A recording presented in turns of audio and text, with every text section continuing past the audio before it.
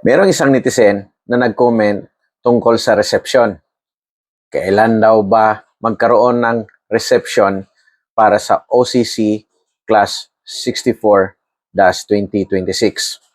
Alam niyo, marami ng pagbabago sa officers training sa Philippine Army Officer Candidate School. Ang mga pagbabago na ito ay dahan-dahan na inimplement simula noong taong 2023. Dahil sa aking pagsasaliksik ayon sa mga survey at key informant interview ay marami pa ring mga barbaric traditions na nanatili sa Philippine Army Officer Candidate School. Ang halimbawa dyan ay ang maltreatment, mismong pananakit, kagaya ng panununtok, pangchap sa leeg, pambabatok, marami pa na klase na hazing practice.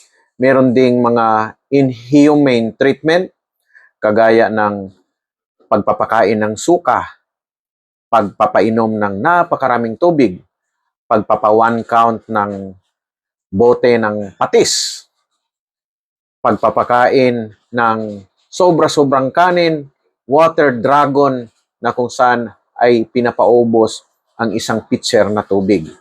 At ang resulta niyan, siyempre, pagsusuka. At alam na alam ko ano ang dahilan kung bakit hindi nawawala ang lahat ng mga barbaric practices na ito. Alam niyo ba kung ano yon? Iyon ay dahil sa pinaiiral na dam guard system. Hindi ito nakasulat sa kahit anumang policy, pero ginagawa pa rin sa Philippine Army Officer Candidate School. So ano ba yung dam guard system? Yan yung trato para sa mga junior officer candidates o plebo na kung saan ay ginagawa silang confused, tanga-tanga, katatawanan, pwedeng laro-laruin o laro-laruan lang sila ng mga seniors at anytime pwedeng saktan. Gamit naman dito ang konsepto na obey first before you complain. Yung the commander or the senior is always right. At yung pangatlo ay yung what you see, what you hear, leave it here. Actually, ang lahat ng mga iyon ay mga tamang turo, ngunit binabaluktot, ginagamit para mapanatili ang mga barbaric traditions na may kasama na hazing practices. So, bilang parte sa pagreforma sa Philippine Army Officers Training, sinimulan ko dahan-dahan na tanggalin ang mga kalokohan na training na hindi naman aktual na nakakaambag para ma-develop ang leadership abilities at kakayahan ng isang opisyal para humusay siya sa kanyang war-fighting function bilang isang combat leader, bilang isang platoon leader. Katunayan, dahil sa mga barbaric tradition, ginutom mo yung isang estudyante, hindi mo pinapakain, binabastos mo pa, wala ang kaniyang self-esteem, pinagod mo, hindi mo pinapatulog because of unorthodox na mga compliances. Ang mangyari pagdating sa klase, tulog. At kapag tulog, walang matutunan. Pagdating na sa physical fitness, ipasang-awa dahil mahihina. Dahil nung una, sobrang pagod, ginutom. So, yun yung mga dahilan kung bakit once and for all ay tinanggal ko na dahan-dahan ang mga barbaric traditions hanggang sa full implementation nito noong taong 2024 dito sa OCC Class 63-2025. Ano ba yung pinaka-last na in-implement ko sa OCC Class 63?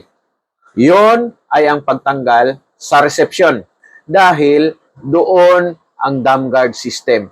Sa reception ay ini-implement yung role-playing. Mayroong senior, mayroong junior na kung saan ay binibiktima ang mga junior, sinisigawan, hinihiya. Ang mga senior naman ay talagang sarap na sarap sa kanilang role bilang mga siga. At victim, puro yes sir, no sir lamang ang sagot ng mga juniors. At gamit nung tatlo kanina na sinabi ko na mga principles, obey first before you complain, the senior is always right, what you see, what you hear, leave it here. Ang nangyayari ay puro kabulastugan ng mga hazing practices na ipinagbabawal sa batas. Ang Philippine Army ay kasama sa dapat tumutupad sa batas. Hindi kami exempted sa kahit anumang batas na nakasulat na pinapatupad sa bansang Pilipinas. So therefore, iyan ang dahilan kung bakit walang reception. Yung sinasabi na from civilian mentality to military mindset ay doon magagawa sa reception, I disagree. Alam niyo kung bakit? Yung pag-develop ng kaniyang mindset para maka-adjust siya para maging militar, hindi mo makukuha sa isang oras lamang. Pagkapanggapangin mo doon sa putikan, paggulong-gulungin mo, roll like a barrel, forward roll, backward roll. Ano yung pagkatapos? Ginawa mo lang siyang confused. Ang lahat ng mga bagay na yan, yung pag-develop ng stability under pressure, pag-instill sa kaniyang isipan na siya ngayon ay sundalo na dapat manumpa.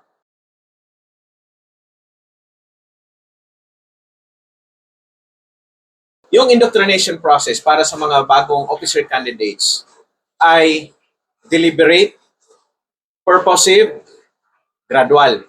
So, ang ginagawa namin, instead na may reception ceremony sa unang araw ng kanilang pagdating, ang aming procedure ay yung tinatawag na in-processing. Tinatanggap namin ito as a group ng Initial Military Training Group, andyan yung Officer Candidate School, i-hand over sa amin ng APMC, o Army Personnel Management Center, ang bagong dating na klase ng Officer Candidate Course. At pagkatapos nun ay yung gradual na indoctrination. Pinapagupitan, tinuturuan sa mga house rules, camp rules, ano yung basic na military protocols, paano mag-greet, paano mag-stand at attention, paano magsuot ng uniforme, paano magplansya ng uniforme, paano linisan ng mga kwarto, ano ang mga pamamaraan na mapanatili ang kalinisan sa kanilang tinitirhan na barracks. Ang iba dyan ay hindi naman sanay na maglaba. Paano mag-avail ng laundry service, haircut service, at yung pagsaulo at pagsapuso ng core values, duty, integrity, loyalty. Meron kaming OCS Creed na makikita mo doon ay talagang dapat i-memorize, isa puso, at kaya mong i-articulate anong ibig sabihin ng core values. Katumbas ito sa Kartilya ng Katipunan. Kaya yung pagkapanggapan sa putikan, doon na yan sa bandang kalagitnaan ng training, towards the end. In fact, mayroong combat skills of a soldier. Doon ay i-introduce sila sa individual movement techniques, marksmanship, paano sila mag-react under fire, yung tinatawag na IAD, immediate action drill, pahaging-hagingan sila ng bala. Iyon ang purposive, dahan-dahan na pag-transform sa mga bata na yan in becoming officers, warriors ng Armed Forces of the Philippines. At doon namin sila hinuhubog na kung nilulusob tayo ng dayuhang pwersa, handang-handa tayong lumaban hanggang sa kamatayan. Yan yung nakalagay doon sa Oath of a Filipino Soldier, yung mag-oath taking kami after 2 weeks. O sana naintindihan ninyo kung bakit wala ng resepsyon. At naintindihan ninyo na meron pa ring stability under pressure. Naintindihan ninyo na yung pag-transform sa kanila